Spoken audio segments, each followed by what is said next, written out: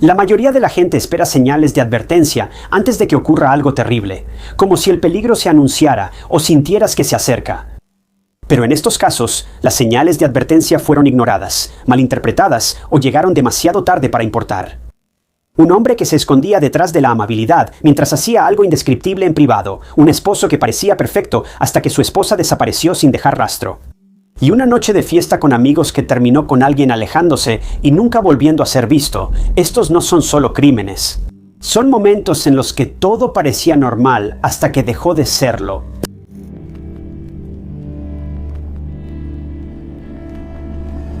Kellyanne Bates nació en Manchester, Inglaterra, hija de Tommy y Margaret. Desde el principio, era el tipo de niña que la gente no podía evitar querer.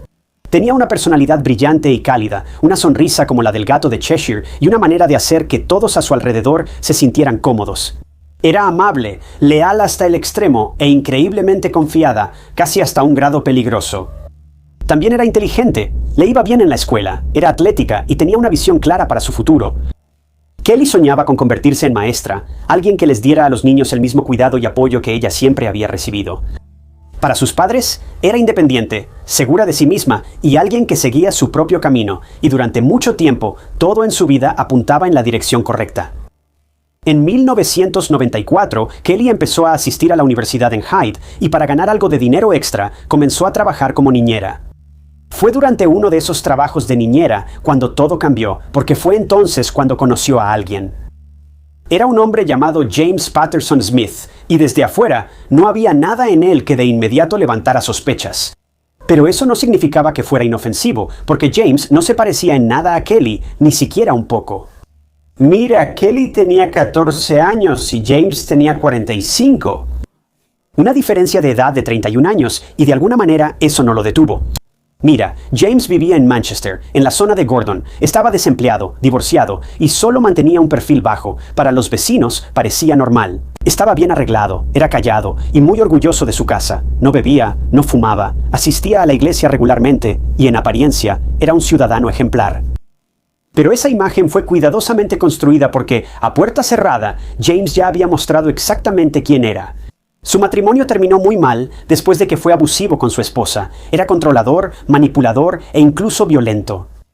Ella logró escapar antes de que las cosas empeoraran. Pero James no se detuvo, siguió adelante y en su siguiente relación conoció a una joven de 20 años llamada Tina Watson. Y casi de inmediato ese mismo patrón regresó: la manipulación, el control y la violencia. Bueno, Tina quedó embarazada, lo que solo hizo que James tuviera aún más control sobre su vida, y aún así, el abuso no se detuvo. Solo se intensificó. Tina finalmente también logró escapar, pero no sin trauma. Y luego llegó otra víctima, Wendy Modern, de 15 años, y una vez más, ese mismo ciclo se repitió. Él elegía chicas más jóvenes, chicas vulnerables, chicas que eran fáciles de controlar y más fáciles de aislar y quebrar con el tiempo. Para el mundo exterior, él parecía inofensivo, pero en realidad era metódico, paciente y extremadamente peligroso. Después de Wendy, James encontró su siguiente objetivo, y esta vez fue Kelly. Ella tenía 14 años y estaba cuidando niños en la casa de una amiga cuando James estaba ahí por casualidad. Una coincidencia que lo cambiaría todo. Él se ofreció a acompañarla a su casa, y ahí fue donde todo comenzó. Al principio, no parecía que hubiera nada malo. James la escuchaba, la validaba y decía exactamente lo que ella sentía que necesitaba escuchar y la hacía sentir comprendida y segura. Pero poco a poco, él la fue envolviendo. Con el tiempo, James y Kelly se fueron acercando, hasta que finalmente sucedió lo impensable y comenzaron una relación. Un hombre de 45 años con una niña de 14 años, y de alguna manera, él la convenció de mantener esto en secreto durante 2 años completos. James manipuló a Kelly en completo silencio, aislándola y alejándola cada vez más de las personas que más le importaban. Para cuando sus padres se dieron cuenta de que algo andaba mal, ya era demasiado tarde porque Kelly no veía lo que ellos veían. Ella veía a alguien en quien confiaba, alguien en quien creía y a quien ahora estaba dispuesta a defender sin importar qué. Y eso es exactamente lo que James quería.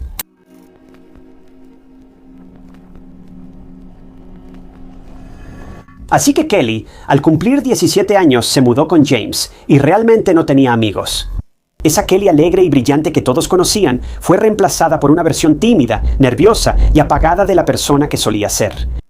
Sus padres obviamente estaban en contra de esta decisión, pero no podían hacer nada más que intentar convencerla, porque Kelly ya era una adulta y capaz de tomar sus propias decisiones. James había alterado la capacidad de Kelly para tomar decisiones racionales, y ella estaba perdida. Aunque ahora técnicamente era una adulta, no podía tomar ni una sola decisión lógica, como dejar a James y conservar su vida y cordura intactas.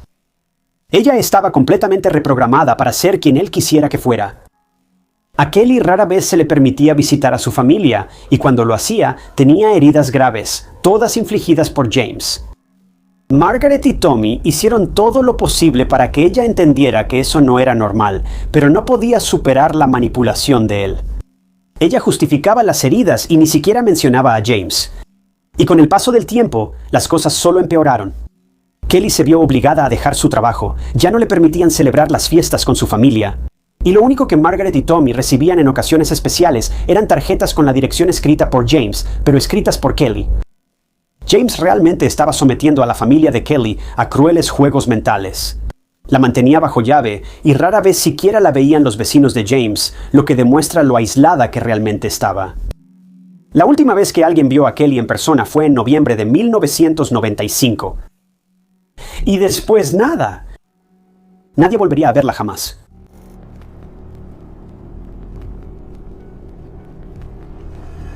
5 meses después de la última vez que se vio a Kelly, un hombre entró como si nada a la estación de policía y les dijo a los oficiales que accidentalmente había matado a su novia durante una discusión. El hombre afirmó que intentó reanimarla, pero fue en vano. Mientras la policía iba a la casa en Gorton, Manchester, y entraba al baño, se dieron cuenta bastante rápido de que esto no había sido un accidente. Los oficiales descubrieron el cuerpo sin vida de una joven y trágicamente era Kelly Ann Bates. Y el hombre que fue a la estación de policía no era otro que James Patterson Smith. Los oficiales registraron la casa y de inmediato supieron que Kelly había soportado lo peor. Su cuerpo se le practicó una autopsia, la cual impactó incluso al médico forense. Había lesiones extensas en su cuerpo. William Lawler, el patólogo que examinó el cuerpo de Kelly, dijo que las lesiones de Kelly eran las más extensas que había visto en su carrera. Y esto lo decía un médico forense que ya había visto a más de 600 víctimas hasta ese momento. La autopsia reveló un abuso prolongado y severo. Se necesita ser una persona muy desalmada y depravada para hacer algo así. Kelly fue deshumanizada, degradada y dañada deliberadamente durante meses, posiblemente desde el momento en que fue vista por última vez. La policía sabía que James fue quien le quitó la vida a Kelly y necesitaban saber por qué. Y bueno, James fue arrestado por asesinato y le dijo a la policía que solo llegó tan lejos porque ella fue quien lo provocó. Que fue Kelly quien lo empujó a herirla gravemente y privarla de la vida. Que fue Kelly quien hirió a James tan gravemente que él no tuvo más opción que, entre comillas, darle una lección. Incluso después de hacerle todo esto, James todavía tuvo el descaro de culpar de todo a Kelly. Bueno, James fue examinado por un psiquiatra consultor y se determinó que sufría de un trastorno paranoide severo con celos patológicos, en sus palabras, y que vivía en una, entre comillas, realidad distorsionada. Pero eso obviamente no es excusa para lo que le hizo a Kelly. Él pudo haber recibido la ayuda que necesitaba en algún momento de su vida, pero no lo hizo, y Kelly pagó el precio por eso. El caso fue a juicio, y obviamente James se declaró no culpable. La familia de Kelly estaba desconsolada y devastada, más allá de lo imaginable. Intentaron detenerla para que no se fuera con este hombre. Intentaron convencerla lo mejor que pudieron para que terminara su relación con él. Pero al final, Kelly fue quien más sufrió y en última instancia perdió la vida. Durante el juicio, se presentaron en la corte las pruebas fotográficas de lo que ella vivió, y al final, el jurado deliberó solo 1 hora. James Patterson Smith fue sentenciado a cadena perpetua con un periodo obligatorio de solo 25 años. Él literalmente hizo pasar a esta joven por lo peor, la aisló de su familia y amigos y la sometió a verdadera tortura. Y recibió 25 años. No puedo evitar pensar que si James hubiera sido denunciado desde el principio por su esposa o por sus múltiples víctimas anteriores, tal vez todo esto se podría haber evitado. Ahora, no me malinterpreten, no le estoy echando la culpa a nadie más que a él. Estas mujeres y jovencitas fueron severamente manipuladas y sometidas a un lavado de cerebro por James, y él es el único villano en esta historia. Pero tal vez, si se hubiera podido hacer algo, Kelly no habría tenido que terminar así. James obtenía un retorcido placer al abusar de sus víctimas y manipularlas. Pero aún no está claro por qué las cosas se intensificaron de manera tan grave y brutal, especialmente con Kelly. Y tal vez por eso sus víctimas anteriores sentían que no podían hablar, porque primero, ¿quién les creería? Esa es la desafortunada realidad en casos como este. Cuando las víctimas hablan, a menudo se enfrentan a la incredulidad. Pero tal vez, de alguna manera, por malo que fuera todo, nunca creyeron que James llegaría a algo como esto.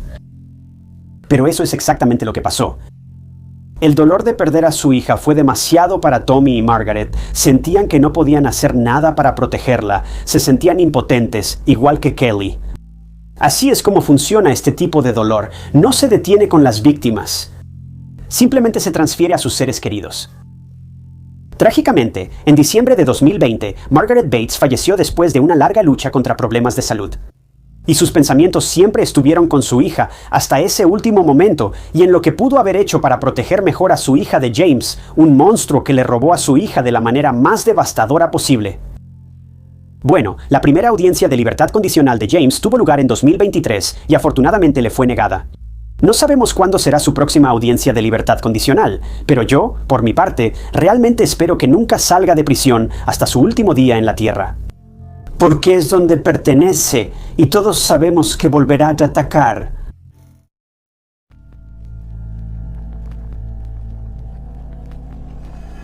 Elle Nielsen era originaria de Charlottenland, Dinamarca, un pequeño pueblo a las afueras de Copenhague. Y desde muy joven, Elle se destacó por ser inteligente, brillante e increíblemente extrovertida. Ella hablaba con fluidez tanto inglés como francés.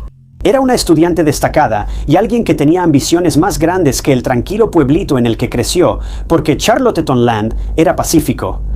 Pero para alguien como Elle, resultaba limitante. Era el tipo de lugar donde la vida permanecía predecible. Y ella no quería algo predecible, quería aventura, quería ver el mundo, experimentar nuevas culturas y construir una vida que estuviera avanzando constantemente.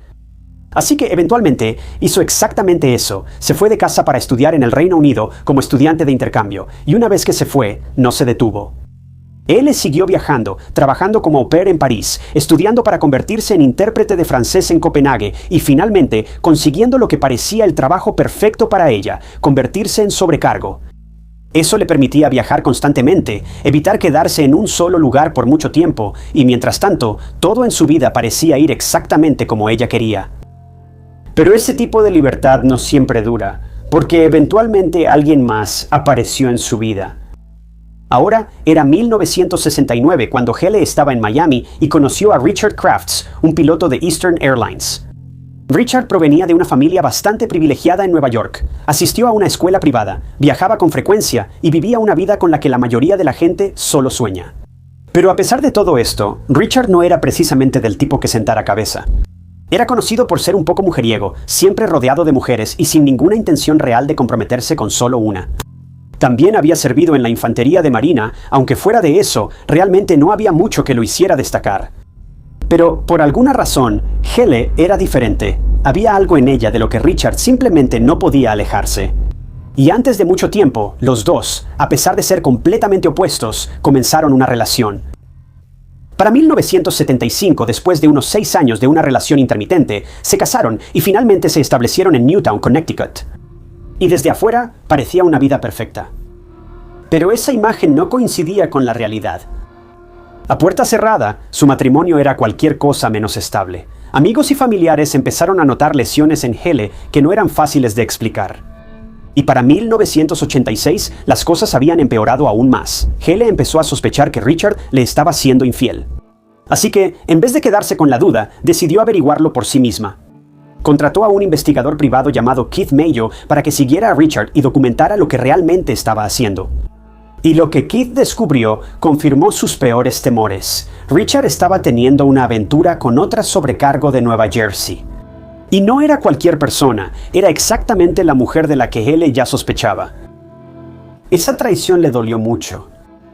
Así que esta vez, tomó una decisión, buscó a un abogado de divorcios y enfrentó a Richard. Le dijo que ya había terminado, pero Richard no la dejó ir tan fácilmente. La manipuló y la convenció de quedarse, y de alguna manera retrasó lo inevitable.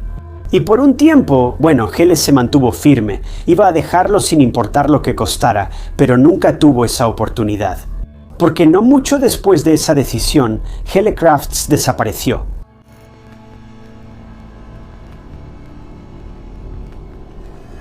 El 18 de noviembre de 1986, Hele regresaba a casa después de trabajar en un vuelo largo en Frankfurt, Alemania Occidental. Estuvo fuera un par de días, y después de que su vuelo aterrizó, sus amigas la dejaron en la casa que compartía con Richard. Estaba emocionada de volver a casa porque extrañaba a sus hijos, y también estaba preocupada porque una tormenta de nieve iba a azotar esa misma noche. Así que suspiró aliviada cuando logró llegar a casa justo antes de la tormenta. Pero no se presentó a trabajar después de que la tormenta se calmó. Y esto de inmediato preocupó a todos por un par de razones. La primera es que ella nunca faltaba al trabajo. Esta era su parte favorita de la vida, amaba su trabajo, y todos en el trabajo la querían. Sin mencionar que el trabajo le daba a Hele algo en que distraerse de las discusiones y ese inminente divorcio con Richard. Así que cuando su empleada favorita no se presentó a trabajar, sus compañeros llamaron a su casa. Si no puedes notar cuánto adoraban a él en el trabajo, esto probablemente te dará una idea, pero esta no era la única razón por la que sus compañeros estaban tan nerviosos. Verás, en el largo vuelo a Alemania Occidental, Hele se sentía miserable y terminó confiándole a algunos de sus compañeros que ya no se sentía segura cerca de Richard. Estaba preocupada por el divorcio y su intuición simplemente le decía que algo iba a pasar. Él le procedió a decirle a uno de sus compañeros, «Si algo me pasa, no asumas que fue un accidente». Quiero decir, eso no era lo que sus amigos esperaban escuchar, así que naturalmente estaban muy preocupados cuando se enteraron de que ahora no respondía y aparentemente se había saltado el trabajo. Quiero decir, ella nunca había hecho esto solo por capricho antes, así que, como dije, llamaron a su teléfono de casa y la niñera Marie contestó. Y no sé si ya lo mencioné, pero la pareja contrató a una niñera para cuidar a sus hijos, ya que siempre iban a estar fuera por los vuelos. Necesitaban la ayuda extra, así que la niñera María les dijo a las amigas de Hele que no la había visto ni había sabido de ella en los últimos 2 días. Y de hecho, María fue despertada por Richard en medio de la noche de la tormenta de nieve que mencioné antes, y él le indicó a María que llevara a los niños a la casa de su hermana porque había un corte de luz. María preguntó por Hele, y Ricardo le dijo que ella todavía estaba trabajando. Ahora, María no cuestionó mucho esto y terminó pasando todo el día siguiente en la casa de la hermana de Ricardo porque Ricardo estaba arreglando la electricidad en su casa. Un poco extraño, pero bueno, supongo, pero ahora los amigos de Hele estaban aún más confundidos porque el vuelo había terminado hace 2 días. Entonces, ¿dónde estaba ella? Bueno, sus amigos terminaron contactando a Ricardo y él les dijo que ella estaba actualmente en Dinamarca visitando a su mamá. Obviamente, los amigos no creyeron eso porque ella nunca les mencionó nada sobre este viaje a Dinamarca. Si ella estuviera visitando a su mamá, entonces seguramente sus amigos lo sabrían, ¿no? Bueno, esto continuó por un tiempo. Sus amigos seguían contactando a Ricardo, preguntando por su paradero, y ahora Ricardo empezó a cambiar su historia. Pasó de decir que ella estaba en Dinamarca, a decir ahora que en realidad estaba en las Islas Canarias con una amiga. Y luego volvía a cambiar las cosas, y a veces decía que no sabía dónde estaba ella. Los amigos de Hele estaban cada vez más preocupados. Pero no sabían qué hacer. En otro lugar, el investigador privado de Hele, Keith, tampoco había sabido nada de ella desde que se suponía que debía haber regresado a casa. De hecho, fue Keith, el investigador privado, quien terminó contactando a la policía el 1 de diciembre, y él fue quien la reportó como desaparecida. Bueno, la policía inicialmente lo rechazó, diciendo que Hele era una mujer adulta, que podía ir y venir cuando quisiera. Pero Keith no pensaba así. Movió algunos contactos, reunió sus hallazgos y personalmente se los llevó al fiscal del condado, quien terminó refiriendo el caso a la Policía Estatal de Connecticut. Quiero decir, en serio, si no fuera por Keith y los amigos de Hele que no dejaron de estar al pendiente de ella, ¿quién sabe a dónde habría llegado este caso?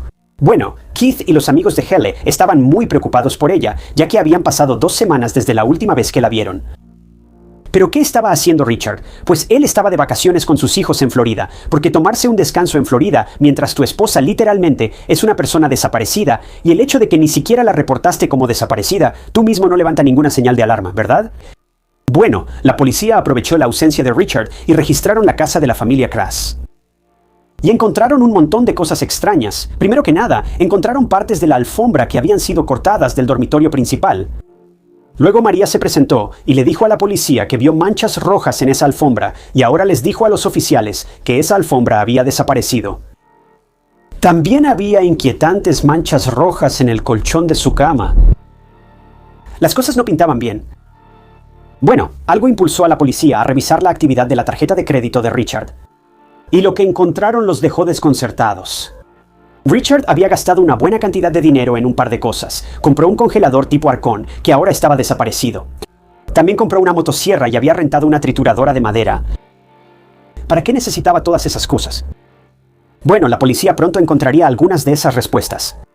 Un hombre llamado Joseph Hine se presentó y le dijo a la policía que vio a un hombre con una chaqueta naranja brillante cerca del lago Zoar el 18 de noviembre. Y ojo, esto fue en medio de una tormenta de nieve, un par de horas después de que él regresara del trabajo a casa, y él estaba parado junto a un camión de alquiler con una trituradora de madera enganchada. Vio que la trituradora de madera estaba funcionando tan claramente como vio los escombros caer al lago. Pero quizá te estés preguntando qué hacía Joseph ahí. Bueno, él estaba trabajando para quitar la nieve de las carreteras esa noche. Vio todo esto mientras estaba sentado en su quitanieves. Así que la policía le pidió a Joseph que los guiara hasta el lugar exacto donde vio al hombre, y él lo hizo. Y lo que la policía encontró en ese lago fue todo menos lo que esperaban encontrar.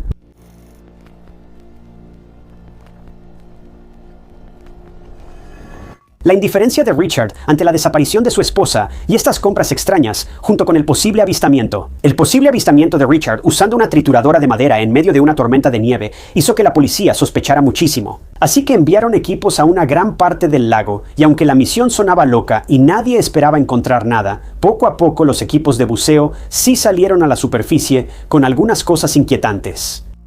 Se recuperaron varios objetos del lago, y después de las pruebas forenses, se descubrió que la sangre O negativa predominaba en esas aguas. En el fondo del lago, el equipo también recuperó una motosierra con el número de serie borrado, y en la hoja había ADN humano. Fue enviada para análisis, y la sangre tanto del lago como de la motosierra coincidía con la de Hele. También se envió una uña pintada para análisis, y al mismo tiempo se registró el baño de Hele en busca del mismo color de esmalte de uñas, y efectivamente ese mismo color se encontró en su baño. También se envió un diente para análisis, y también se determinó que era de ella. Básicamente, sus restos iban apareciendo en el río, y los equipos de buceo los encontraban día tras día. Pensar que fue tan elaborado y bien planeado es realmente aterrador. Aunque su cuerpo nunca fue encontrado, la evidencia fue suficiente para arrestar a su esposo, Richard Crafts, el 13 de enero de 1987. El juicio finalmente se llevó a cabo en mayo de 1988 en New London y fue muy publicitado. Fue un caso de asesinato muy extraño y perturbador, usando una trituradora de madera para deshacerse de la evidencia del asesinato de tu esposa.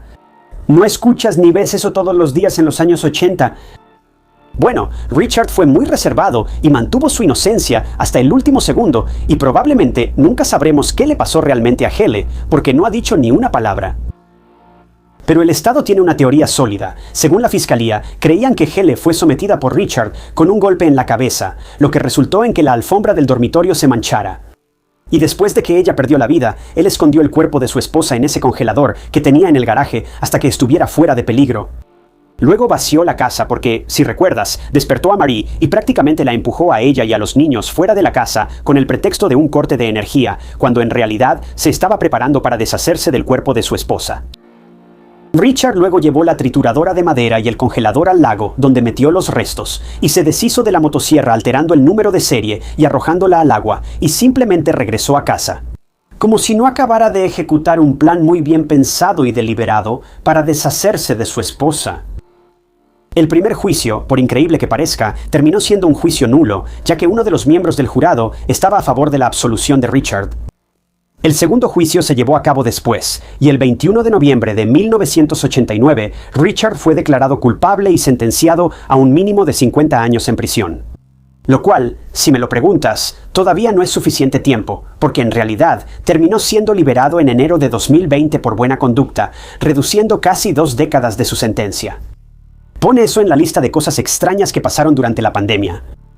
Lo que hace que este caso sea tan inquietante es el hecho de que nunca sabremos por qué Ricardo llegó tan lejos para deshacerse de su esposa. Si él quería el divorcio y él claramente la despreciaba porque era constantemente violento con ella, entonces ¿por qué no simplemente seguir cada quien su camino? ¿De verdad Ricardo hizo todo eso porque no quería pagar la pensión para su exesposa o la manutención de los hijos o algo así? Bueno, tu suposición es tan válida como la mía, pero eso no le quita gravedad al crimen. Haley perdió la vida solo por querer salir de un matrimonio sin amor. Y solo eso ya es desgarrador.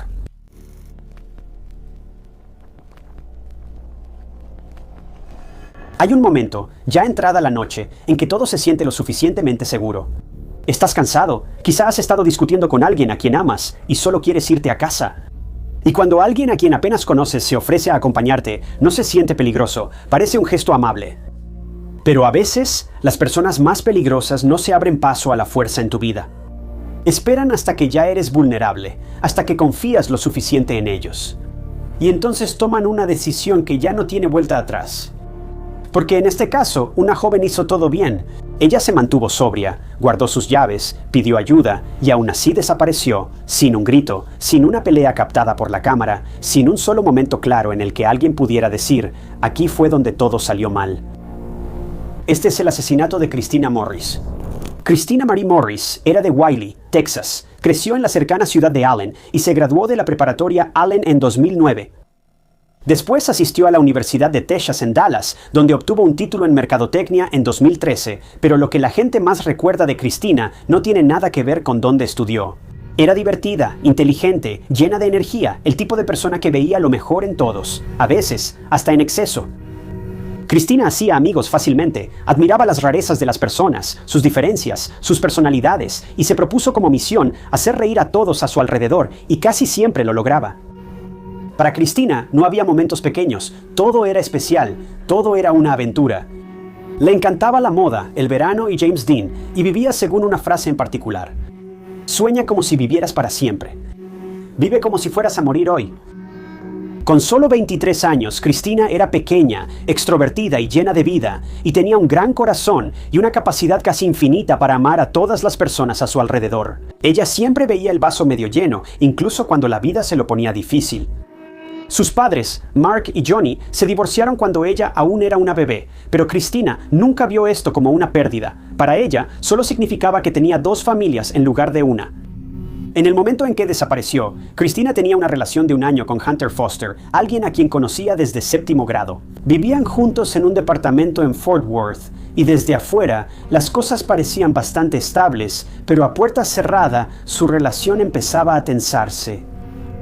Hunter era un aspirante a modelo cuyo trabajo iba y venía, llevándolo a menudo a Nueva York. A él le encantaba ir de fiesta. Christina no. Ella trabajaba a tiempo completo, cargaba con la mayoría de las responsabilidades y en ocasiones incluso mantenía a los dos económicamente. Las discusiones se volvieron más comunes y la distancia no ayudaba, pero aún así no terminaron. Christina seguía adelante, se despertaba, iba a trabajar, regresaba a casa y repetía el ciclo. Era difícil, pero ella lo superaba. Y luego llegó el fin de semana del día del trabajo, una fiesta, una noche con amigos y una decisión que sería la última que Christina tomaría en su vida.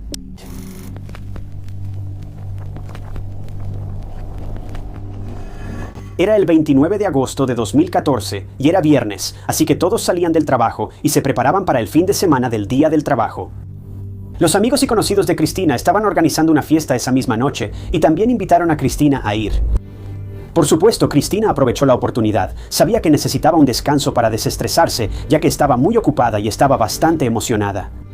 Ella esperaba con ansias un merecido descanso con sus amigos, porque ella y Hunter habían estado discutiendo prácticamente todo el día. Incluso le confió a una de sus amigas sus dudas sobre el futuro entre ella y Hunter. Pero esa era una conversación profunda para otro día, porque sus amigas la animaron a dejarlo todo atrás y disfrutar la noche.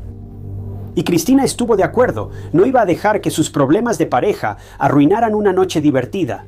Así que se vistió, se subió a su auto, se tomó una selfie y manejó durante 45 minutos desde Fort Worth hasta Plano, donde se reunió con algunas de sus amigas de la preparatoria para una reunión. El plan era reunirse en el departamento de una amiga y luego ver a dónde los llevaba la noche.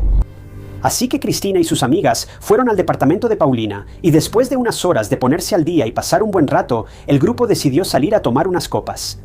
Finalmente fueron a un lugar llamado The Shops at Legacy, y alrededor de las 11 p.m.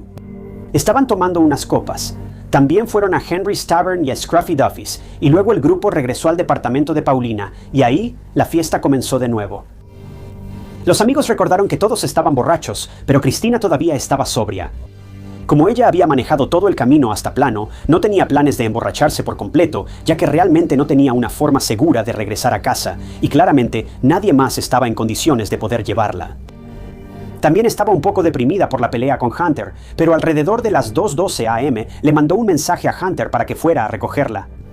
Pero Hunter no respondió a ninguno de sus mensajes. Quizá te preguntes por qué le pidió a Hunter si ella ya tenía un auto. Bueno, lo que pasa es que Christina había perdido temporalmente sus llaves, por eso le pidió el favor a Hunter. Pero cuando él no respondió, Christina empezó a buscar sus llaves y al final sí las encontró. Esto empeoró aún más el ánimo de Christina. Hunter estaba de fiesta con amigos, bebiendo en el centro de Dallas, y ahora no respondía a ninguno de sus mensajes. El último mensaje de Christina para Hunter decía que lo sentía, que esperaba que él la estuviera pasando bien y que su teléfono estaba a punto de apagarse. Lamentablemente, esta fue la última vez que Christina se comunicó con alguien. Un par de horas después, todos estaban crudos y cansados, y los amigos de Christina enviaron mensajes a todos para asegurarse de que hubieran llegado bien a casa. La única persona que no estaba respondiendo era Christina. A sus amigos les pareció extraño cuando las llamadas iban al buzón de voz, pero no le dieron mucha importancia. Pensaron que tal vez Christina solo se había retrasado para ir al trabajo y que les respondería cuando pudiera, pero en el lugar de trabajo de Christina, sus compañeros esperaron y esperaron a que llegara, pero no lo hizo. Christina rara vez faltaba al trabajo, y si lo hacía, avisaba a sus compañeros y superiores con anticipación. Aunque los compañeros de trabajo no hicieron nada el primer día, al segundo día, cuando Christina volvió a no presentarse, empezaron a tener un mal presentimiento. Así que los amigos de Christina llamaron a su mamá, Johnny, pero ella tampoco había sabido nada de Christina en todo ese tiempo. Johnny también contactó a Mark, y cuando nadie pudo localizar a Christina, la policía intervino. El 2 de septiembre, 3 días después de la fiesta a la que fue, se reportó la desaparición de Christina Morris, de 23 años.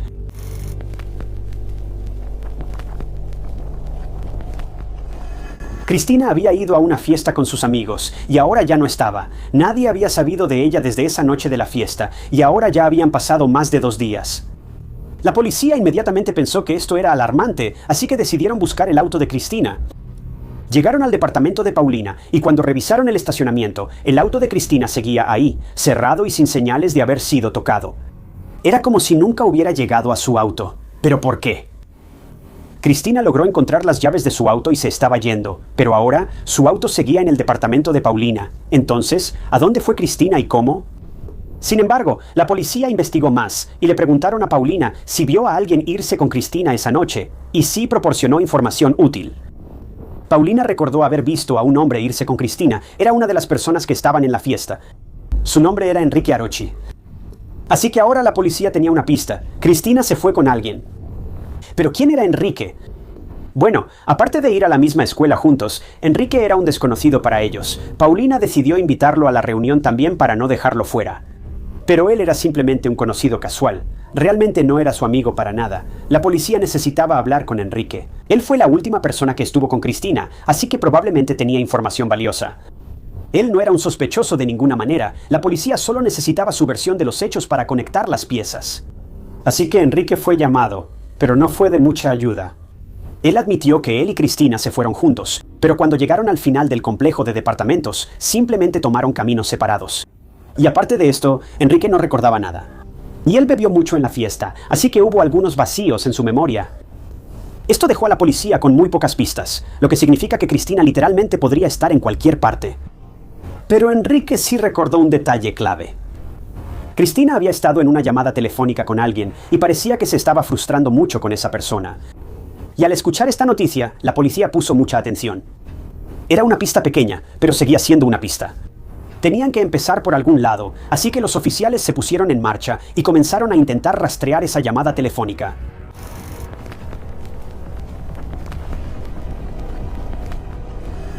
Enrique fue llamado de nuevo a la estación para una ronda de preguntas más exhaustiva y sí recordaba que Christina había hecho una llamada a alguien. Y ella incluso usó el teléfono de Enrique para contactar a esa misma persona a las 3:50 a.m. esa noche. Esa persona era Hunter, pero él no le respondió. Después de Enrique, Hunter también fue llamado a declarar y le dijo a la policía que la razón por la que no pudo contactar a Christina fue porque había perdido su teléfono y estaba distraído con otras cosas. Pero cuando la policía le pidió el teléfono a Hunter para revisarlo, él se mostró visiblemente incómodo y pidió irse. Esta reacción dejó a la policía con muchas sospechas sobre Hunter. ¿Cómo podía ser que Hunter ni siquiera estuviera preocupado por Christina? ¿Y por qué no quería entregar su teléfono? La policía decidió investigarlo un poco más y averiguar dónde estaba en el supuesto momento de la desaparición de Christina. Si Hunter no tenía una coartada, entonces la policía lo vería de una manera completamente diferente. Así que contactaron a sus amigos y ellos corroboraron el paradero de Hunter. Él estaba en Dallas y la ubicación de su teléfono mostraba que estaba en Dallas. Él no estaba en plano en el momento en que Christina desapareció. Pero la cereza en el pastel fue la coartada. Mira, Hunter estaba facilitando una transacción de sustancias ilegales con un agente federal encubierto. Es algo irónico que la coartada de Hunter sea que estaba cometiendo un delito. Pero sabiendo lo que la policía ahora sabía sobre Hunter, su renuencia a entregar su teléfono tenía mucho más sentido. La razón por la que no quería hacerlo no era por la desaparición de Christina, ni por nada relacionado con eso, sino porque estaba vendiendo sustancias ilegales y además a un agente federal. Así que toda la sospecha sobre Hunter se disipó después de esta revelación y la policía volvió a centrar su atención en Enrique. Cuando los oficiales hablaron con las otras personas en la fiesta, pensaron que era raro que la policía sospechara de Enrique. Él y Christina ni siquiera interactuaron durante la fiesta. Enrique, por lo que se veía esa noche, no le prestó ni la más mínima atención a Christina. Y en realidad, Enrique tenía puesta su mirada en otra mujer llamada Sabrina. Pero Sabrina no estaba interesada en Enrique en lo más mínimo, y para no hacer el cuento largo, rechazó todos sus intentos. Así que Enrique, estando muy desanimado por eso, decidió irse de la fiesta nada más y nada menos que con Christina, ya que vio que ella también se iba. Esto fue corroborado por muchas personas en la fiesta, y una de las amigas de Christina la llamó 10 minutos después de que se fue para asegurarse de que estuviera bien, y Christina confirmó que estaba con Enrique y que todo estaba bien. La policía revisó otras grabaciones de las cámaras de seguridad también, y efectivamente se vio a Christina y Enrique saliendo juntos en dirección al área de estacionamiento. Pero Christina nunca llegó a su auto. De hecho, 3 minutos después, otra cámara de seguridad captó el auto de Enrique saliendo del complejo de departamentos y no había rastro de Christina. Ella no estaba en el complejo de departamentos y parecía que se estaba yendo. Y la única suposición plausible era que Christina y Enrique se fueron juntos en el auto de Enrique. Pero el asunto es que la policía esperaba encontrar algún video que mostrara que quizá Christina fue obligada a subir al auto de Enrique, que la forzaron o algo así. Pero no encontraron nada. Christina iba caminando junto a Enrique como lo haría cualquier amigo. Ella no se sentía amenazada por él en absoluto. Y esto estaba haciendo las cosas bastante difíciles para los investigadores, ya que en este momento realmente no tenían a ningún otro sospechoso que investigar. Pero no mucho después, la historia de Enrique cambió. Dijo que él y Christina caminaron juntos hacia sus autos y Enrique se fue por su camino y no sabe a dónde fue Christina ni qué le pasó. Pero ¿por qué el cambio repentino en su historia? Esto, finalmente, fue la pequeña pista que ayudó a la policía a confirmar que estaban en el camino correcto, o al menos eso esperaban. Había muchos huecos y confusión en esta historia, y la prueba definitiva fue cuando los detectives vieron a Enrique en persona cuando llegó a la comisaría para ser interrogado. Por teléfono sonaba preocupado pero muy cooperativo. Le aseguró a la policía que haría todo lo posible para ayudar a encontrar a Christina. Pero cuando puso un pie en la comisaría y los detectives lo vieron, se sorprendieron porque tenía heridas en el antebrazo y las manos, y no eran heridas comunes. Estas eran heridas que coincidían con un forcejeo. Sus nudillos estaban lastimados, tenía heridas en las manos, pero Enrique tenía una explicación para todo eso. Le dijo a la policía que las heridas se debieron a que estaba arreglando su auto cuando una llanta le cayó en el brazo. Y en el proceso se enojó y dijo que quería golpear algo, así que abolló su auto con el puño. Cuando eso no sonó convincente, Enrique, una vez más, cambió su historia y le dijo a la policía que se había peleado con alguien. Sin embargo, no sabemos con quién supuestamente se peleó. Aunque la policía sospechaba de Enrique, no tenían una orden para revisar su auto, así que le permitieron irse. Pero la policía no detuvo su investigación. Hablaron con los empleados de la tienda donde Enrique trabajaba como gerente. Él había trabajado ese sábado y normalmente llegaba a la tienda a las 8 de la mañana, pero ese día, el día después de que Christina fue vista por última vez, llegó muy tarde al trabajo, con entre 3 y 4 horas de retraso. Y según sus compañeros de trabajo, se quejaba de dolor en las costillas y caminaba de una manera extraña. La policía quería saber dónde estuvo Enrique durante ese periodo de 3 a 4 horas, y al investigar un poco más, encontraron otra información crucial. Enrique estaba en un auto lavado y las cámaras de vigilancia lo mostraron limpiando su auto a fondo. Se quedaba mirando el auto mucho más tiempo del necesario y luego lo limpiaba obsesivamente una y otra vez, como si estuviera tratando de quitar algo. Esto era realmente extraño, pero tal vez no era nada, tal vez solo le gustaba mucho tener su auto limpio. Mientras tanto, se estaban realizando búsquedas para encontrar a Cristina. Sus padres, amigos y la comunidad se unieron para buscarla por todas partes, mientras la policía construía silenciosamente su caso contra Enrique. Además, la gravedad de lo que le había pasado a Cristina finalmente afectó a Hunter y estaba completamente devastado. Se puso en contacto con los padres de Cristina y les pidió disculpas sinceramente por no haber visto a Cristina esa noche fatídica. Desde entonces, ha estado emocionalmente frágil y lleno de remordimiento, y es comprensible. Pero finalmente, en noviembre, la policía obtuvo una orden de cateo para el auto de Enrique y no perdió tiempo en revisarlo y tomar muestras por dentro y por fuera.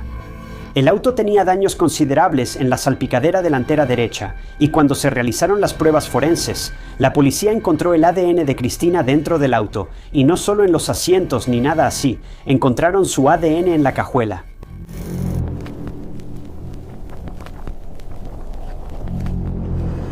Había una cantidad considerable de ADN en el auto de Enrique. No era solo transferencia o ADN que Cristina hubiera dejado por sacar algo de la cajuela, había mucho.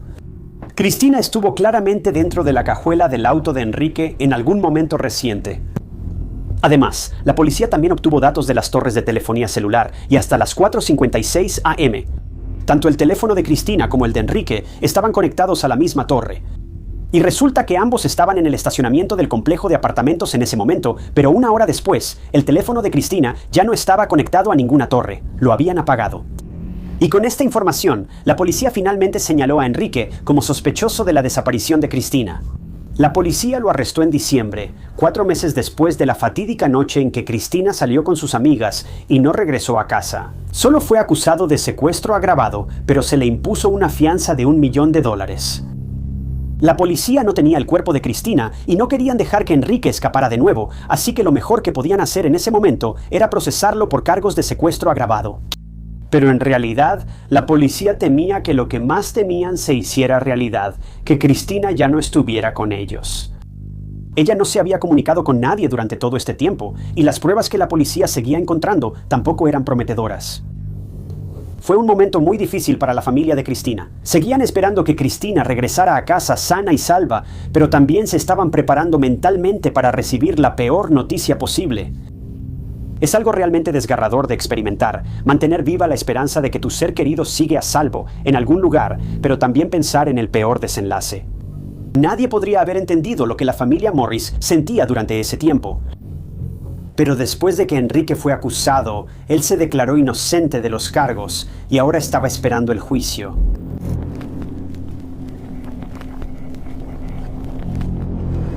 Un par de meses después, Enrique fue acusado formalmente de secuestro, así como de otros 4 cargos no relacionados que involucraban a chicas menores de edad. Aparentemente, Enrique, que tenía 22 años en ese momento, estaba saliendo con una menor de edad y ambos habían llevado su supuesta relación al siguiente nivel. Ni siquiera me voy a molestar en entrar en todo eso para este caso en particular, eso es otro asunto para otro momento. Pero se cree que durante la fiesta, Enrique fue rechazado por Sabrina, y él se lo tomó muy a pecho y se fue de la fiesta con Cristina en su lugar. Inicialmente, él no tenía ninguna intención con Cristina, pero cuando la vio vulnerable, siendo ignorada por su novio y estando de mal humor desde el principio, Enrique intentó consolar a Cristina, y en el proceso puede que haya intentado insinuarse con ella. Cristina, sin ningún interés en Enrique y ya lidiando con muchas cosas, lo rechazó. Y como resultado, él estaba visiblemente enojado. Fue rechazado no solo por una, sino por 2 mujeres seguidas, y esto fue un golpe fuerte para Enrique. Ahora, aunque no está claro cómo ocurrieron realmente los hechos, se cree que Enrique usó la fuerza para someter a Cristina y la obligó a subir a su auto. El daño en la salpicadera delantera pudo haber sido resultado de este altercado. Como la policía no tiene el cuerpo de Cristina ni la autopsia, no pueden decir con certeza cómo fue atacada. Pero finalmente perdió la vida después de la pelea, y Enrique escondió el cuerpo de Cristina en su cajuela y se fue para deshacerse de él.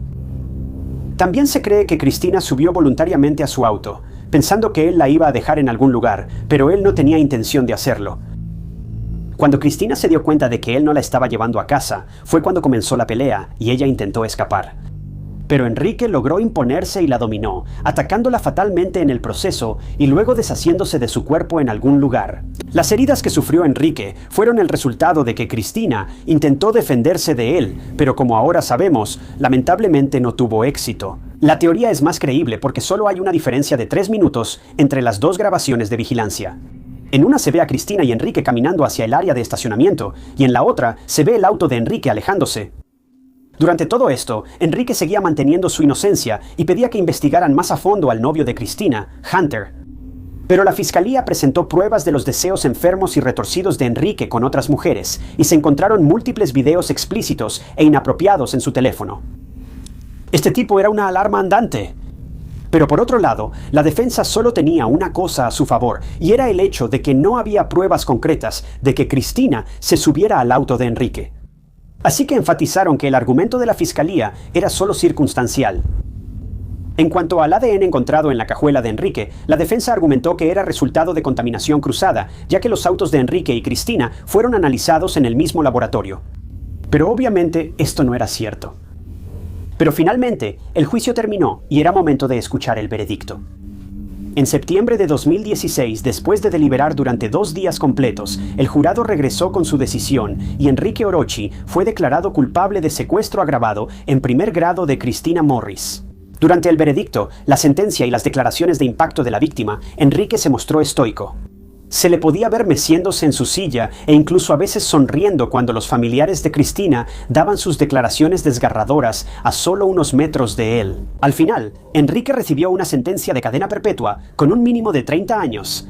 Pero algo muy interesante fue el hecho de que nadie de la familia de Enrique estuvo presente en el veredicto, ni en la sentencia, ni en nada, lo cual es algo extraño ya que Enrique, en sus propias palabras, era la persona más amable que podrías conocer. Pero si es tan amable, ¿por qué su propia familia le dio la espalda? Bueno, ahora que este capítulo estaba cerrado, solo quedaba una cosa, y eso mantenía a la familia Morris inquieta y despierta por las noches. ¿Dónde estaba Cristina? Hasta ese momento, nadie la había encontrado, y todos presumían que ya no estaba, pero su familia aún quería darle una despedida adecuada y no simplemente dejarla allá afuera donde sea que estuviera. La mamá de Cristina, Johnny, eventualmente renunció a su trabajo y convirtió en su misión de vida buscar a Cristina, pegar volantes y difundir la noticia aún más. Bueno, todos sus esfuerzos y la enorme cantidad de trabajo duro dieron frutos en marzo de 2018, y el caso de Cristina finalmente llegaría a su fin. Pero aún así, fue el final más trágico para este caso. Todo este tiempo, aunque la familia de Cristina se estaba preparando mentalmente para lo peor, todavía tenían la esperanza de que Cristina estuviera viva en algún lugar. Pero esta esperanza se desvaneció por completo cuando se recuperaron restos óseos de una zona rural en Anna, Texas. Trágicamente, los restos fueron identificados positivamente como Cristina Morris. Como había pasado tanto tiempo y los elementos naturales alteraron los restos en gran medida, nunca sabremos qué le sucedió realmente a Cristina durante sus últimas horas ni cómo encontró su trágico y prematuro final. Y Enrique ciertamente no está hablando, todavía afirma ser inocente y sigue señalando a Hunter. Pero la familia Morris finalmente obtuvo el cierre que necesitaba después de la sentencia de Enrique. Pero ahora tenían que tomar el largo camino de la sanación y simplemente seguir adelante tras esta pérdida y la pérdida de su brillante, alegre, creativa, fuerte y decidida Cristina.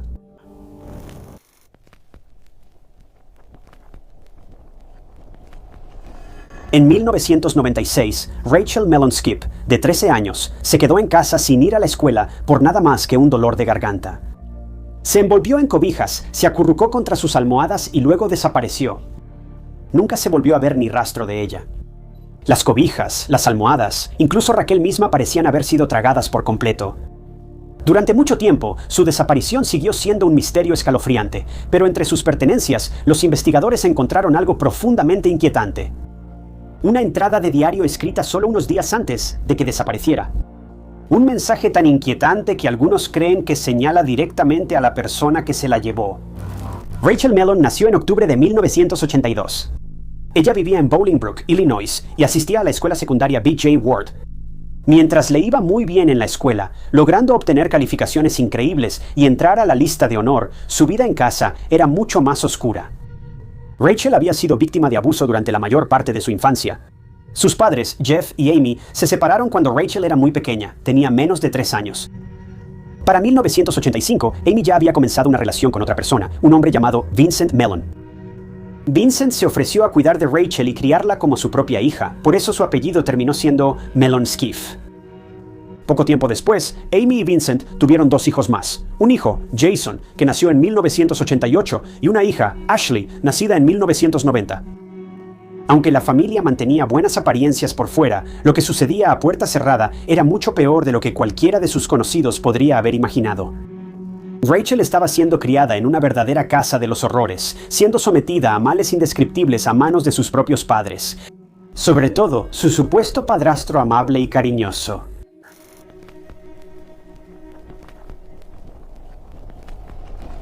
Amy y Vincent llevaban juntos unos 5 años cuando el verdadero carácter de Vincent empezó a salir a la luz. Para personas como tú y yo, él no parece más que un tipo común y corriente, nadie en quien realmente te fijarías 2 veces. Pero para Rachel y el resto de la familia, no podían evitar pensar en él a cada hora del día, principalmente porque tenían miedo. Tenían miedo de su personalidad explosiva. Vincent era una bomba de tiempo esperando a explotar. Era 1990 cuando las cosas empezaron a cambiar para la familia. Vince y Amy habían estado discutiendo por Dios sabe qué, cuando Vince empezó a enojarse más y más con cada momento que pasaba. En un ataque de ira ciega, un sentimiento que Vince conocía muy bien, acorraló a Amy contra una escalera en su casa y la empujó por las escaleras. Amy cayó rodando por las escaleras, pero afortunadamente no resultó gravemente herida. Después de recuperarse, fue directamente a la policía y solicitó una orden de restricción contra Vince, la cual parece que fue concedida.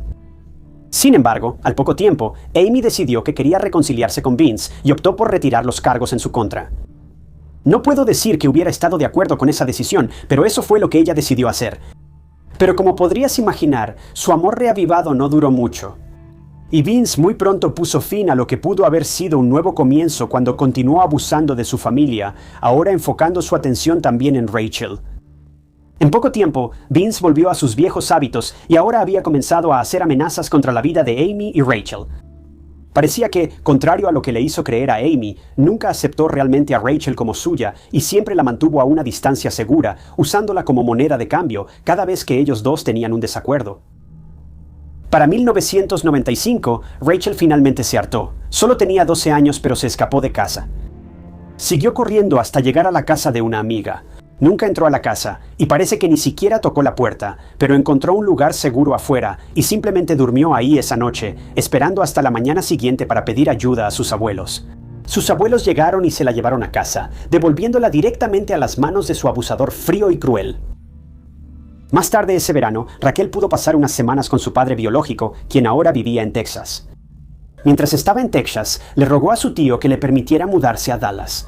Sin embargo, no parece que ella le haya explicado todos los detalles de la situación, porque seguramente él la habría ayudado si hubiera sabido lo mal que estaban realmente las cosas. Desafortunadamente, sus súplicas cayeron en oídos sordos. No importó cuánto suplicó Raquel, más tarde se vio obligada a regresar a casa para vivir con su madre y con el monstruo de carne y hueso al que llamaba su padrastro.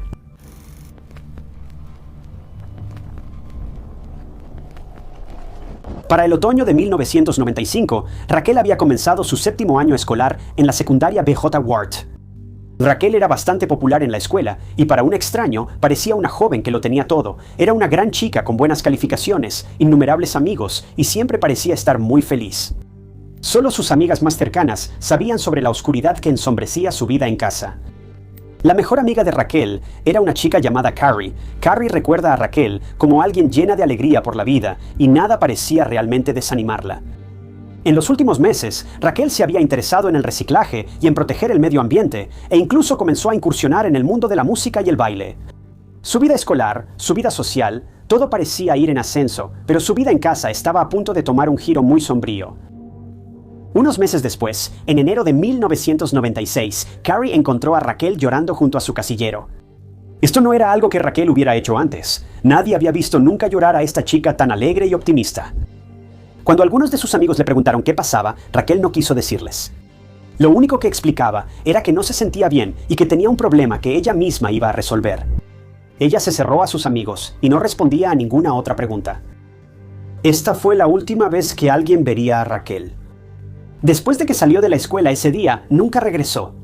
Llamó al día siguiente para reportarse enferma por dolor de garganta y luego desapareció.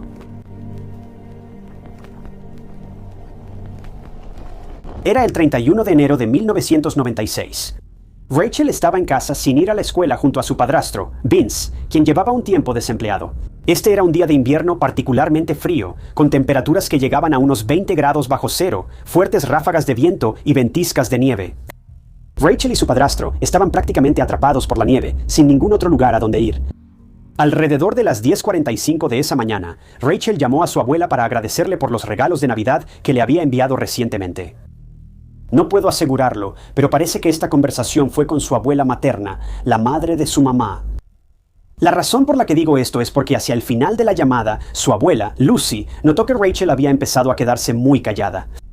Lucy se dio cuenta de esto y preguntó, ¿él está ahí?, refiriéndose a Vince. Rachel simplemente dijo que sí, y un momento después dijo que tenía que irse. Según Vince, Rachel colgó el teléfono y los dos jugaron Nintendo por un rato. Después de aproximadamente una hora, Vince dice que Rachel decidió ir a su habitación a tomar una siesta. Ella llevaba puestos pantalones amarillos, pantuflas rojas y una sudadera rosa. Se envolvió en una cobija azul, se metió en su cama y se quedó dormida. Supuestamente, esta fue la última vez que alguien vio a Rachel, pero su historia solo se vuelve más retorcida y perturbadora a partir de aquí.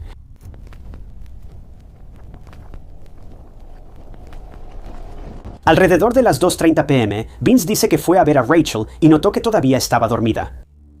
La siguiente serie de eventos ocurre desde el punto de vista de Vince, detallando la información que él le dio a la policía más tarde ese día. Vince dice que salió de la casa después de revisar a Rachel y salió a pasear al perro. Pero ten en cuenta que hace menos 20 grados con vientos fuertes y una nevada intensa. Él dice que, a pesar de esto, paseó al perro durante 30 minutos completos antes de regresar a casa. Pero de regreso a casa, su perro, un pastor alemán llamado Duke, notó un conejo corriendo por un campo por el que pasaban y dice que Duke se soltó del collar y salió corriendo tras el conejo. Vince ni siquiera intentó volver a ponerle la correa a Duke, simplemente se fue y lo dejó ahí, corriendo hacia lo desconocido. Vince explicó que sentía que Duke encontraría el camino de regreso a casa más tarde ese día, pero no lo hizo. Vince regresó a casa alrededor de las 3 p.m. esa tarde. Dice que no se molestó en revisar cómo estaba Rachel, simplemente siguió con sus actividades diarias. Para las 3:15, la hermana menor de Rachel ya había regresado de la escuela y de inmediato notó que Rachel no estaba en su habitación. Su hermana preguntó por ella, pero Vince no estaba preocupado. No sabemos si inventó una excusa o realmente no le importaba, pero de cualquier manera, Vince nunca la buscó. Varias horas después, un agente de bienes raíces pasaba por la zona cuando notó a un perro corriendo en un campo cerca de Mellon Hall. Ella reconoció al perro como Duke y rápidamente lo llamó, llevándolo de regreso a casa con su familia. Esto fue entre las 4:30 y las 5 p.m. Ahora, Amy, la madre de Rachel, regresó a casa aproximadamente a la misma hora junto con su hijo, Jason. Cuando Amy notó que Rachel no estaba, fue entonces cuando llamó inmediatamente a la policía para que ayudara a investigar. Cuando la policía llegó a la casa de la familia un par de horas después, comenzaron su investigación buscando en la habitación de Rachel. No tardaron mucho en darse cuenta de que algo no estaba bien ahí. La evidencia que se había dejado atrás, junto con la información que Vince proporcionó, simplemente no cuadraba. Algo andaba mal, y la policía estaba decidida a llegar al fondo del asunto. La policía encontró varias piezas clave de evidencia que apuntaban a que Rachel había sido secuestrada. Para empezar, notaron que su abrigo, zapatos, cartera, bolso y su Sony Walkman habían quedado allí. Estos eran artículos que Rachel llevaba a todas partes, sin importar a dónde fuera. Además, en un día de menos 20 grados, ¿por qué Rachel saldría sin su abrigo y zapatos? La manta azul que tenía en su cama también faltaba, al igual que sus 2 almohadas favoritas. Después de alarmarse por estos objetos faltantes, revisaron la puerta principal de la casa y vieron que no había señales de entrada forzada. Vince explicó que cuando salió a pasear al perro, dejó la puerta sin seguro, así que, si alguien se metió mientras él no estaba, eso explicaría por qué no había daños en la puerta. Pero los investigadores pronto notaron algo muy extraño. Los brazos de Vince estaban cubiertos de marcas de rasguños, algunas de las cuales parecían bastante dolorosas. Cuando los detectives le preguntaron de dónde habían salido esas marcas, él dijo que había estado trabajando en un auto ese mismo día y que se había raspado y cortado al meter la mano en el compartimiento del motor. Si me preguntas, esta información no tiene mucho sentido. Como alguien que trabaja en vehículos casi todos los días, es común tener algunos raspones, golpes y moretones, pero este tipo de lesiones menores no se comparan con los arañazos y cortes que describieron en los brazos de Vince. La policía realizó una búsqueda intensa en la zona, tanto por tierra como por aire, pero nunca encontraron señales de Rachel. La policía incluso llegó a consultar con los aeropuertos locales para asegurarse de que no hubiera intentado reservar un vuelo a Dallas para visitar a su padre, pero no hubo ninguna señal de ella durante la investigación. Pero aquí es donde las cosas realmente empiezan a mostrar un panorama escalofriante de Vince. La policía comenzó a investigar la habitación de Rachel y pronto encontraron su diario. Ella escribía en su diario con bastante frecuencia y detallaba todas sus emociones, experiencias y el maltrato que sufría. La policía quedó especialmente impactada por una página en particular en la que ella revelaba varios crímenes que su padre había cometido en su contra. Rachel explicó que un día de agosto de 1995, Vince entró a su habitación y comenzó a besarla, entre otras cosas. Según su diario, Vince dijo que hacía esto para que ella supiera cómo actuaban los depredadores y así pudiera evitarlos. Pero no había manera de evitar a su padrastro. A las 6 p.m. de la noche en que Rachel desapareció, Carrie, la mejor amiga de Rachel, se enteró de la noticia. Carrie reunió a un grupo de amigos de la escuela y les explicó lo que había pasado, y todos salieron a ayudar a buscarla. Pasaron más de una hora afuera en el frío intenso, buscando desesperadamente a su amiga perdida, pero no encontraron nada. Buscaron en todas las calles y parques cercanos, pero simplemente había desaparecido. Carrie dice que en ese momento, todos los amigos se abrazaron y empezaron a llorar, dándose cuenta de que su amiga realmente se había ido, pero con la esperanza de que no fuera para siempre. Fue más o menos en ese mismo momento cuando Jeff Skip, el padre biológico de Rachel, recibió una llamada informándole que su hija estaba desaparecida. Jeff renunció a su trabajo de inmediato y tomó el primer vuelo que pudo a Illinois para ayudar en la búsqueda de su hija. Aunque Jeff no estuvo presente durante gran parte de la infancia de Rachel, él era el padre que Rachel necesitaba desde siempre, no Vince. Para cuando llegó a la casa de Amy y Vince, ya no se podía hacer mucho. Se dirigió al cuarto de Rachel y se acostó en su cama. Agarró su Walkman, se puso los audífonos y presionó play. Rachel había estado escuchando una canción llamada Hand in My Pocket, era su favorita. Ella mencionó cuánto le gustaba esa canción cuando pasó el verano con su padre, solo unos meses antes. Jeff dice que mientras estaba en la casa de Rachel, confrontó a Vince sobre lo que había pasado.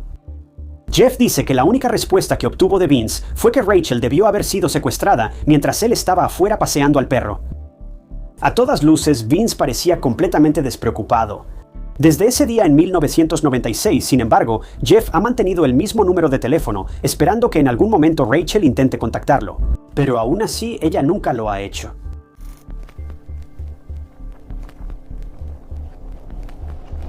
En enero del año 2000, un gran jurado logró obtener una orden para tomar muestras de ADN de Vince. El 29 de enero, la policía se llevó a Vince de su casa y lo mantuvo bajo custodia por más de 9 horas, mientras lo interrogaban y tomaban las muestras mencionadas anteriormente. Durante el tiempo que hablaron con Vince, él se negó a responder muchas de sus preguntas relacionadas con la desaparición de Rachel. Finalmente, se vio obligado a entregar muestras de su ADN y cabello, y la policía comenzó oficialmente a investigarlo bajo sospecha de asesinato en primer grado. Esta investigación surgió después de que comenzaron a circular rumores que afirmaban que Rachel podría haber estado embarazada y que el bebé podría haber sido de Vince. Claro, sin que se haya encontrado a Rachel, no hay pruebas tangibles que respalden esta teoría, pero las entradas en el diario de Rachel son realmente preocupantes. Y personalmente, esta es una teoría que yo podría apoyar fácilmente. A Vince también se le hizo una prueba de detector de mentiras y la reprobó. Amy también fue interrogada por la policía más tarde, pero no encontró ninguna razón para creer que Vince pudiera haber estado involucrado. Esto pudo haber sido porque estaba cegada por su amor hacia él, o pudo haber sido porque lo conocía mejor que nadie, y aunque tenía sus defectos, no era un asesino. Pero si me preguntas a mí, no lo creo ni por un segundo. Amy también fue sometida a una prueba de detector de mentiras, y la pasó. Pero después de esto, tanto Amy como Vince se han negado a ayudar a la policía con la investigación, lo cual es un giro realmente inesperado. Amy y Vince también se negaron a realizar cualquier servicio conmemorativo para Rachel. No sería hasta 2002 cuando la ciudad de Bolingbrook tomó cartas en el asunto, plantando un árbol y colocando una placa en honor a Rachel justo frente a su antigua casa. Tanto Jeff como Carrie se han consolidado al frente de esta investigación, mientras que Amy y Vince se han negado a ayudar en absoluto desde 1996. Ni Jeff ni Carrie lo han olvidado, y continúan esforzándose por crear conciencia sobre la desaparición de Rachel con la esperanza de que algún día por fin se haga justicia. ¿Y Vince será arrestado o quien haya sido el secuestrador de Rachel si realmente se demuestra que Vince es inocente? La policía de Bolingbrook todavía considera la desaparición de Rachel Mellon Skimp como una investigación activa. Así que si tienes cualquier información sobre el caso de Rachel, absolutamente cualquier cosa, se te pide que te comuniques con el departamento de policía de Bolingbrook al 630-226-0600, donde sea que Rachel pueda estar. Espero y rezo para que por fin haya encontrado esa paz que tanto anhelaba desesperadamente.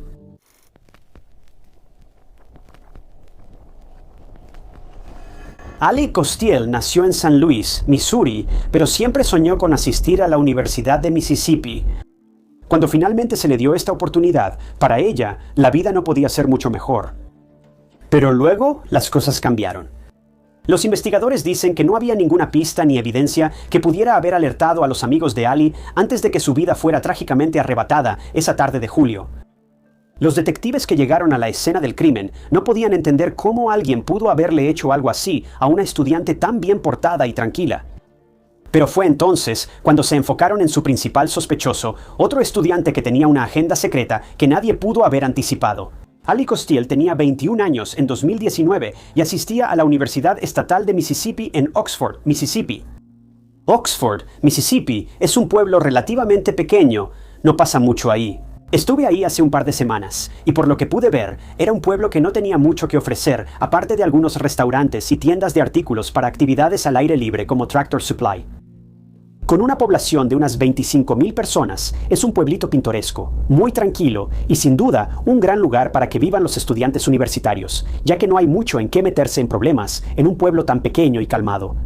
La Universidad de Mississippi es realmente la principal atracción del pueblo, y creo que es razonable suponer que la universidad probablemente es de donde el pueblo obtiene la mayor parte de su dinero también. La universidad tiene una tasa de aceptación de alrededor del 90%, pero la razón por la que la mayoría de la gente viene aquí probablemente es porque su colegiatura es relativamente baja comparada con otras escuelas similares.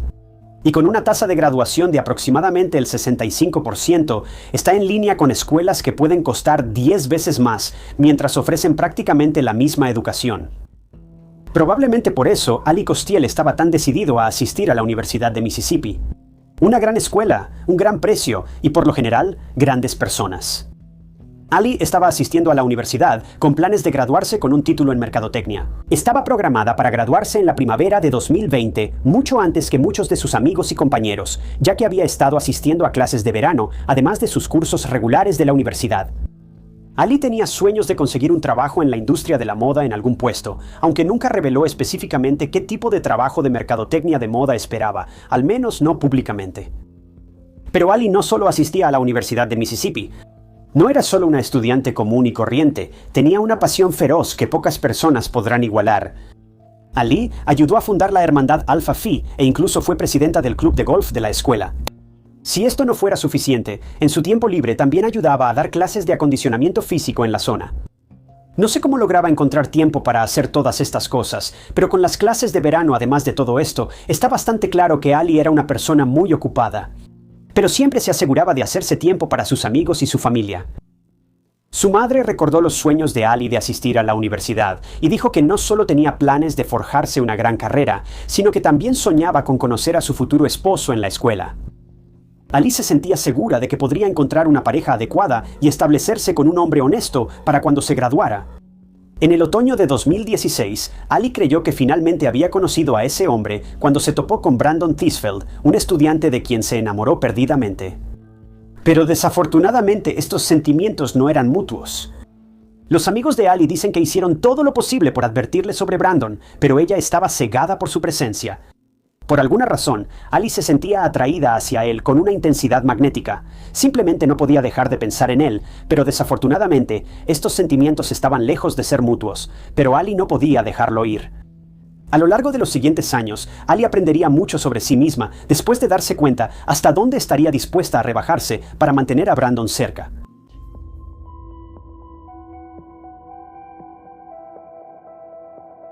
Curiosamente, Ali en realidad no conoció a Brandon Tisfeld mientras ambos estaban en el campus. En realidad, lo conoció en Fort Worth, Texas, en 2016, pero rápidamente se enteró de que él era estudiante en la Universidad de Mississippi. Para Ali, probablemente parecía que por fin las estrellas se alineaban y que esa relación era cosa del destino. Pero trágicamente, esto simplemente no era cierto. Ahora, en ese momento, Ali ciertamente no lo sabía, pero todos a su alrededor sabían exactamente el tipo de persona que Brandon realmente era. Brandon era parte del grupo popular, fue popular desde el principio, al menos entre los chicos de su edad. En cuanto a las mujeres, bueno, tan pronto como realmente lo conocían, normalmente salían corriendo en la otra dirección, pero eso no fue así con Ali. No se cansaba de él. Según varios amigos y conocidos, Brandon era, bueno, una persona terrible. Ahora, no suelo andar lanzando insultos así muy seguido, pero hablo en serio. Brandon era la definición misma de basura humana. Todos los amigos de Ali recuerdan que él era un completo imbécil. Todo de lo que hablaba era del dinero de su papá y de cómo podía hacer lo que quisiera, porque su papá siempre lo sacaría de cualquier problema. No importaba si lo que Brandon hacía era ilegal o simplemente inmoral. Él hacía lo que quería todo el tiempo, siempre, sin importar a quién lastimara en el proceso. Una de las amigas de Ali habló sobre Brandon, y aunque esta amiga pidió permanecer en el anonimato, lo describió como un cerdo. Ella dijo que él usaba el dinero de su familia para hacer lo que quisiera y que tenía a 6 chicas diferentes a su alrededor al mismo tiempo, sentándose y riéndose de ellas. Terminó sus comentarios sobre Brandon describiéndolo, cito, como súper misógino. Otros amigos recordaron a Brandon de manera similar. Dijeron que fue criado como, cito, un niño de papá, y que no tenía ningún respeto por las mujeres. Las veía como poco más que propiedad con la que se podía jugar. Un amigo recordó que constantemente molestaba a todas las mujeres con las que tenía contacto en los dormitorios. Salía con ellas, conseguía lo que quería de ellas y luego pasaba a la siguiente. Desafortunadamente, este parece haber sido el caso con Ali también. Ali estaba muy encaprichada con Brandon. En las primeras etapas de su relación, Ali tenía la impresión de que eran exclusivos y que ya estaban saliendo. Pero según la familia de Ali, ella no podría haber estado más equivocada. La madre de Ali recordó que un día Ali llegó a casa de la universidad y anunció que había conocido a un chico, específicamente a un chico de Texas. Su madre dice que, por alguna razón, Ali siempre estuvo interesada en Texas y en la gente de Texas. Así que cuando conoció a un chico de uno de sus lugares favoritos, no pudo estar más feliz. Al principio, Ali describió a Brandon como nada más que un flechazo, pero pronto quedó claro que eran mucho más que eso. Maddie Norris, una de las amigas más cercanas de Ali, dice que nunca llegó a conocer a Brandon. Según Maddie, Brandon siempre tenía mejores cosas que hacer que conocer a los amigos y la familia de Ali. Más tarde, Maddie describiría la relación entre Ali y Brandon como intermitente, pero para Ali, Brandon era la única persona que le importaba. Los amigos de Ali dicen que Brandon la lastimó una y otra vez. Ella constantemente hacía planes con él, pero él nunca se presentaba. Ella invitaba a sus amigos para que lo conocieran, pero él desaparecía solo unas horas antes de la reunión. Ella programaba citas o llamadas telefónicas, pero él nunca estaba disponible. Todo esto llegó a un punto crítico en el verano de 2019. Para ese entonces, Ali y Brandon habían estado involucrados de alguna manera durante unos 3 años. Pero entonces Ali le soltó una bomba a Brandon. Le envió un mensaje de texto y le anunció que podría estar embarazada. También le envió una foto mostrando el resultado de una prueba de embarazo que salió como inconclusa. En ese momento, Ali estaba en su último año de universidad, planeando graduarse en solo unos meses, en la primavera siguiente. Ella le reveló su posible embarazo a Brandon el 14 de junio, alrededor de las 10:15 p.m. Aunque Brandon siempre hacía lo posible por evadir y alejarse cada vez que Ali se comunicaba con él, esta vez fue diferente. Él respondió casi de inmediato diciendo que simplemente debería tomar la pastilla del día siguiente y seguir con su vida. Agregó que no tenía planes de tener un hijo diciendo, y cito, "No quiero un niño en absoluto". Solo unos minutos después, esto fue seguido por otro mensaje de texto que decía, "Hablo en serio, no quiero ningún hijo, arruinará mi vida, no ayudaré en nada". Inmediatamente después de estos mensajes, Ali acordó una hora para reunirse con Brandon sobre el supuesto embarazo, pero él nunca se presentó, para variar. Ella también programó varias reuniones de seguimiento, pero él no se presentó a ninguna de ellas. Él siempre inventaba algún tipo de excusa y decía que estaba ocupado, que tenía otros planes o que simplemente se le olvidaba. No sería sino hasta julio de ese año cuando Brandon finalmente se reuniría con Ali. Pero él no planeaba simplemente encontrarse con ella. Él tenía planes mucho más grandes y un secreto mucho más oscuro.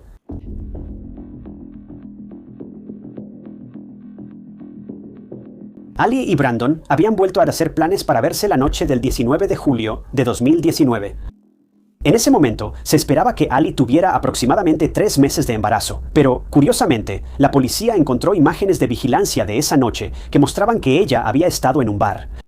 Ella pidió un Uber después de salir del bar y se le vio yendo sola a casa, lo que sugiere que probablemente había estado bebiendo. Esto ocurrió a las 11:52 p.m. Solo un par de horas después, a la 1:28 a.m. Créelo o no, Brandon en realidad se presentó a la reunión que habían planeado. Él pasó por Ali y los dos fueron en auto a un campamento de pesca en Sardis Lake.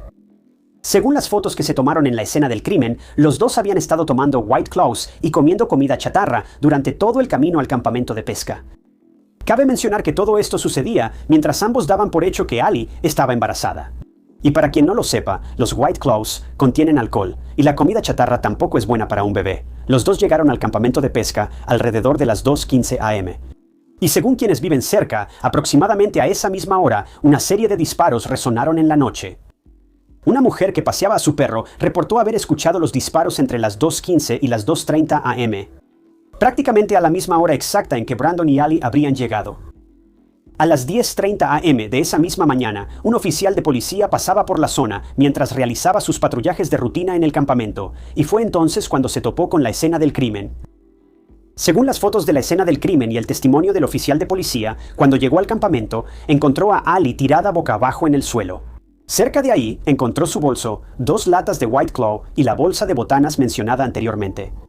También había una chaqueta colocada sobre una mesa de picnic cercana. Cuando se acercó a Ali, quedó claro que había perdido la vida tras recibir varios disparos a una distancia relativamente corta. El oficial declaró que, al inspeccionarla más de cerca, Ali había recibido un total de 9 disparos, aunque se encontraron 11 casquillos cerca, lo que deja 2 balas sin contabilizar. El investigador dijo que, en todos sus años de servicio, nunca había visto a alguien recibir tantos disparos antes. Tan pronto como la policía confirmó la identidad de Ali, inmediatamente comenzaron a trabajar en el caso, entrevistando a sus amigos más cercanos y a los miembros de su familia. En particular, estaban interesados en el testimonio de los amigos de Ali. Después de hablar con varios amigos y conocidos, los detectives notaron rápidamente que había un nombre que surgía repetidamente en la conversación: Brandon Theisfeld. Brandon era una persona difícil de localizar, pero la policía finalmente logró ponerse en contacto con él y le pidió que se presentara para ser interrogado. Hasta donde sé, no le dijeron que era sospechoso, simplemente le explicaron que querían escuchar su testimonio sobre la noche del crimen. Pero Brandon trató a la policía de la misma manera en que trataba a todas las mujeres en su vida, con una clara falta de respeto. Les dijo a los oficiales al menos en 3 ocasiones que se reuniría con ellos en un lugar y hora específicos, pero nunca se presentaba. Una vez que mintió en esta tercera ocasión, la policía se puso mucho más seria y habló con un juez para solicitar una orden de arresto, así como acceso a los datos de su teléfono celular. El juez concedió esta solicitud y la policía comenzó a rastrear los movimientos de Brandon usando su teléfono celular. Rápidamente se dieron cuenta de que ni siquiera estaba ya en el estado de Mississippi. Había hecho sus maletas y se dirigía hacia Tennessee sin avisarles nunca. De más está decir que esto no iba a funcionar, así que la policía lo localizó después de emitir una alerta para su camioneta, una Ford F-150 de $50,000 que había comprado una vez más con el dinero de papá. Aproximadamente 2 horas después de emitir la alerta, Brandon fue arrestado en Memphis. En cuanto la policía registró la camioneta de Brandon, las cosas se pusieron mucho peor para él. Encontraron un arma de calibre .40 que él había estado escondiendo, un arma que coincidía con la utilizada en la escena del crimen. Brandon fue extraditado de inmediato de regreso a Mississippi, pero créelo o no, las cosas solo empeorarían a partir de aquí.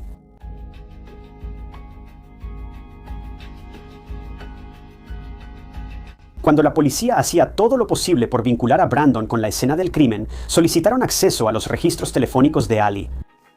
Aunque obviamente encontraron el arma que se usó en el crimen, no tenían ningún tipo de motivo, y sin un motivo sería un poco más difícil para un jurado encontrar a Brandon culpable. Bueno, no les tomaría mucho tiempo descubrir una montaña de pruebas que simplemente no podían ser ignoradas. Cuando empezaron a revisar el Apple Watch y el iPhone de Ali, pudieron usar sus datos de ubicación, sus datos de actividad física y sus mensajes de texto para crear una imagen sorprendentemente clara de cuándo ocurrió el crimen, cómo sucedió y qué papel jugó Brandon en todo esto. Pudieron confirmar mediante un mensaje de Apple Eye que Brandon fue la última persona que vio a Ali la noche en que desapareció. No solo eso, sino que pudieron hacer coincidir sus datos de ubicación en el mismo lugar y a la misma hora exacta. Pero luego llegó la evidencia más incriminatoria de todas. Al revisar el contenido de los mensajes de texto de Ali, descubrieron que durante 3 meses, Ali había hecho creer a Brandon que estaba embarazada y que el bebé era suyo. Brandon, naturalmente aterrorizado, se negó a hacer lo correcto y simplemente reunirse con Ali para hablarlo y averiguar qué papel quería ella que él tuviera en todo esto. Brandon claramente no quería un hijo, pero Ali seguía presionándolo para que hablara sobre las posibilidades. Al final, Brandon tomó una decisión precipitada que cambiaría la historia de su comunidad para siempre.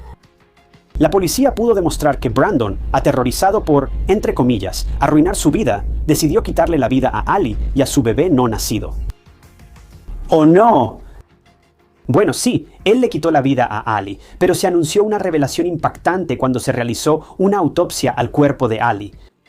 Ella no estaba embarazada, ni había ninguna indicación de que lo hubiera estado en algún momento reciente.